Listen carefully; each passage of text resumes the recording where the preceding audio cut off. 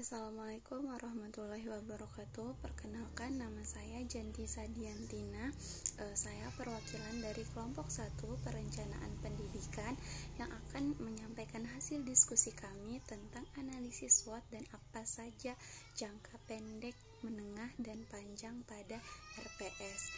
Nah, kami di sini mengambil RPS pada SDN 6 Mataram, di mana analisis SWOT sendiri merupakan hal yang biasa dilakukan dalam mengembangkan potensi suatu organisasi yang meliputi analisis strength, yaitu kekuatan yang dimiliki organisasi tersebut, dan weakness, yaitu kelemahan yang dapat menghambat kinerja organisasi. Kemudian opportunity, di mana ada kesempatan bagi organisasi untuk berkembang, dan threat, yaitu ancaman yang mengganggu organisasi baik secara internal maupun secara eksternal, baik yang dihadapi maupun yang akan dihadapi. Kemudian apa saja bagian dari SWOT, yaitu ada kelemahan, kekuatan, peluang, dan ancamannya. Nah, kelemahan dari RPP tersebut yang pertama yaitu tidak mencantumkan pendekatan dan metode yang akan digunakan dalam pelaksanaannya, dan dalam rancangan penilaiannya pun masih belum sempurna. Kemudian kekuatan dari RPP yaitu guru dituntut untuk menguasai banyak bidang dan aktif dalam berbagai kegiatan ekstrakurikuler, terutama dalam bidang teknologi, karena dalam penjelasan pada RPP itu sendiri, guru dituntut mampu menggunakan media dalam menyampaikan materi menggunakan media seperti LCD. Kemudian yang ketiga yaitu ada peluang. Di sini ada 3 bagian. Yang pertama, dengan adanya program pembelajaran menggunakan LCD, maka dapat meningkatkan kualitas dalam pembelajaran, penyampaian materi lebih jelas, sehingga pembelajaran lebih efektif. Nah, selain itu, konsep pembelajaran juga akan lebih menarik. Dan yang kedua yaitu program pembelajaran yang memanfaatkan kemajuan iptek dapat memberikan kesempatan kepada siswa untuk menguasai dan terampil dalam mengoperasikan komputer dan internet. Yang ketiga yaitu ada program pembelajaran yang berfokus pada siswa dan didukung dengan kemampuan guru yang dapat mengatur program pembelajaran dan kegiatan ekstrakurikuler, dapat meningkatkan kesempatan siswa untuk mencetak prestasi. Kemudian yang keempat yaitu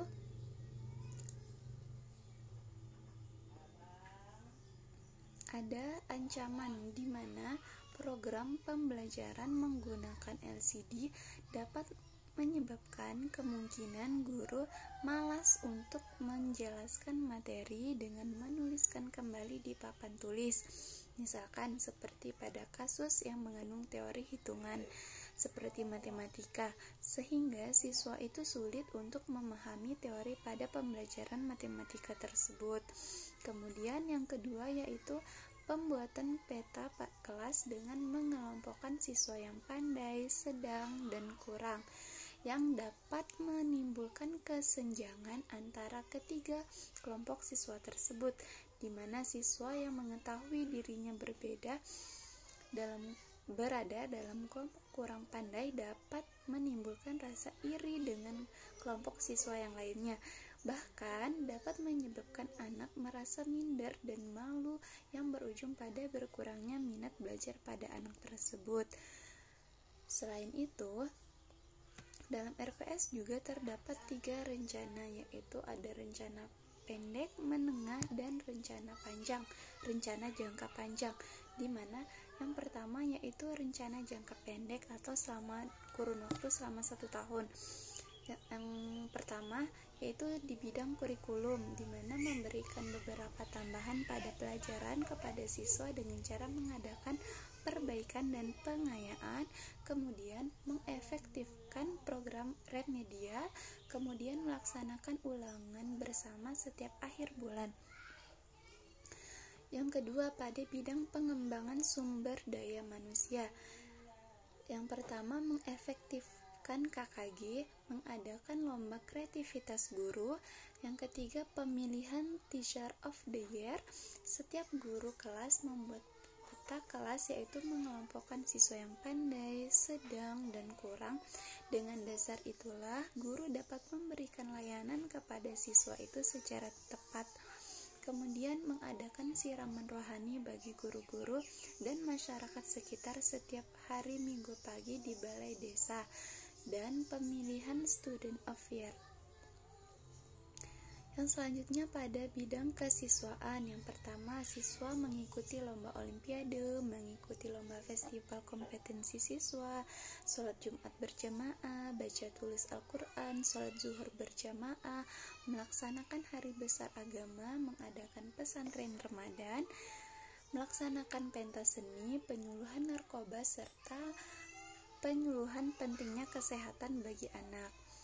Dan yang keempat yaitu pada bidang sarana dan prasarana yang melengkapi sarana pada kelas, melengkapi alat peraga, melengkapi sarana olahraga, penambahan alat musik, kemudian mengganti meja atau kursi tamu, mengganti meja atau kursi guru dan siswa yang sudah rusak, kemudian memasang jaringan internet dan memperbaiki tempat parkir serta melengkapi buku pada perpustakaan.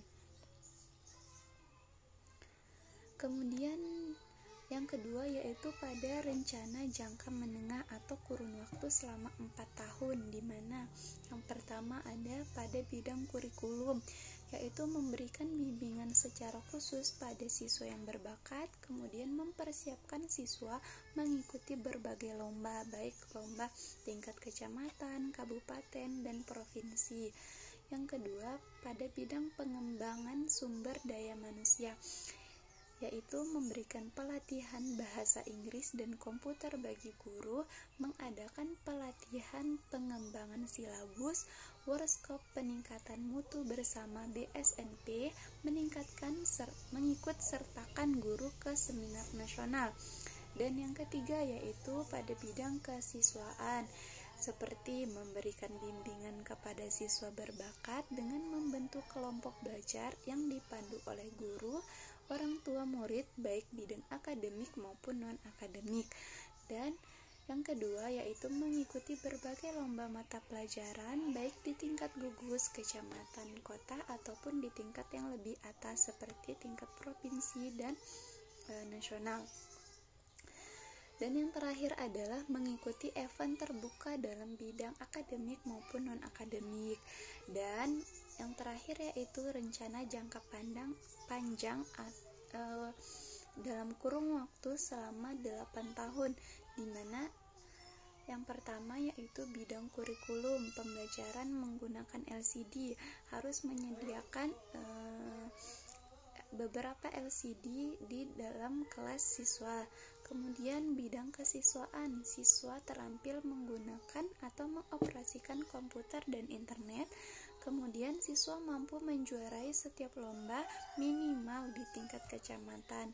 Dan pada bidang sarana dan prasarana, yaitu merenovasi ruang kelas sesuai dengan market dengan skala prioritas. Kemudian membuat ruang koperasi sekolah, membuat kantin sekolah, membuat ruang unit kesehatan sekolah atau UKS. Nah, mungkin sekian penyampaian diskusi dari kelompok 1. Semoga dapat dipahami. Wassalamualaikum warahmatullahi wabarakatuh.